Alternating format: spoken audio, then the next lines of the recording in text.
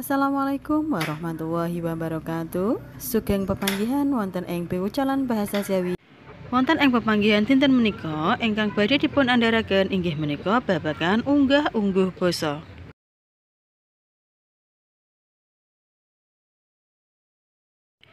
Unggah-ungguh basa Jawi menika kathah sanget, nanging ing jaman saiki ingkang lumrah digunakake iku namung kalih. Siji diarani basa ngoko, loro diarani basa krama. Basa ngoko menika kapérang dados kalih, yaiku ngoko lugu lan ngoko alus. Basa krama ugi kapérang dados kalih, yaiku krama lugu lan krama alus.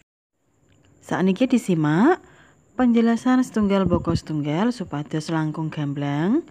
Ingkang sepisan yaiku ngoko lugu. Ngoko lugu iku kabeh tembunge ngoko tanpa ana keramane. Jadi kabeh tembung sing dienggo ning nggon kono iku nganggone ngoko lugu. Sinten mawon ingkang angsal nganggo basa ngoko lugu? Siji, sing oleh nganggo ngoko lugu yaiku wong tuwa sing ngomong karo wong enom.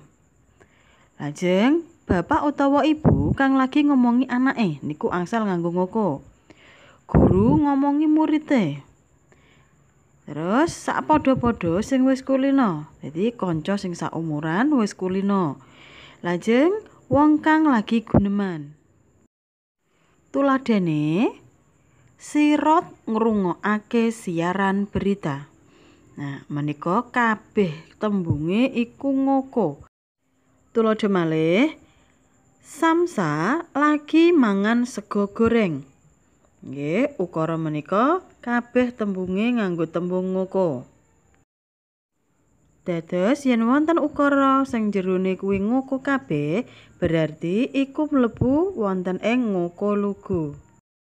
Ingkang angka kalih yaiku ngoko alus. Ngoko alus iku sing tembunge ngoko nanging kecampuran karo krama inggil. Nanging ater-ater lan panambange tetep ngoko. Sinten mawon ingkang angsal nggunakake basa ngoko alus? Setunggal yaiku wong tuwa marang wong enom sing luwih dhuwur derajate. Dados nek ana wong tuwa ngomongi wong enom nanging derajate luwih dhuwur utawa jabatane luwih dhuwur niku saged ngagem ngoko alus. Lajeng bojone priyayi marang sing kakung. Lajeng guru marang murid. Kanca karo kanca sing wis padha tuwane. Lan sing angsal nganggo ngoko alus yaiku priyayi marang priyayi. Tuladhane Mbah Kakung midhangetaken siaran wayang kulit. Wonten ing ukara punika dipun campur antarane ngoko kaliyan krama. Mbah Kakung menika yuswane langkung sepuh, dados diginakaken midhangetaken niku ngagem krama. Lajeng siaran wayang kulit niku ngoko. Tuladha malih Pak D tindak ning Tawangmangu numpak bis. Tembung ingkang krama yaiku tembung tindak. Ning Tawangmangu numpak bis menika ngoko. Dados dipun campur antarane ngoko kaliyan krama. Salajengipun dipun sinaoni basa krama lugu. Krama lugu punika tembunge krama kabeh ora kecampuran krama inggil. Dados tembunge ngagem krama sedaya, boten wonten campuran krama inggil. Sinten mawon ingkang angsal ngagem krama utawa krama lugu? Setunggal yaiku wong tuwa marang wong enom sing lagi ketemu.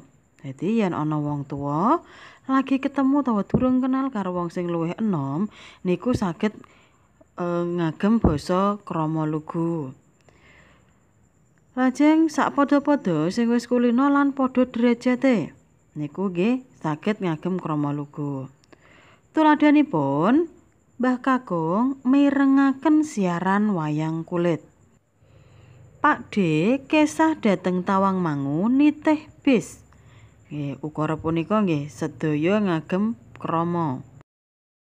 Salajengipun dipun sinaoni krama alus. Krama alus menika tembunge krama alus kecampuran krama inggil. Nah, jadi wonten campurane ngagem krama inggil. Panggonanipun utawa sinten mawon ingkang angsal nganggo krama alus setunggal yaiku wong enom marang wong kapernah tuwa. Dados bocah enom yen matur karo wong sing luwih tuwa kudune nganggone krama alus. Lajeng anak marang bapak utawa ibu. Jadi bocah-bocah nang omah yen matur kalih bapak ibune nggih kudune ngagem krama alus. Lajeng murid marang guru. Nggih niki nggih bocah-bocah yen matur kalih bapak ibu guru kedah ngagem krama alus.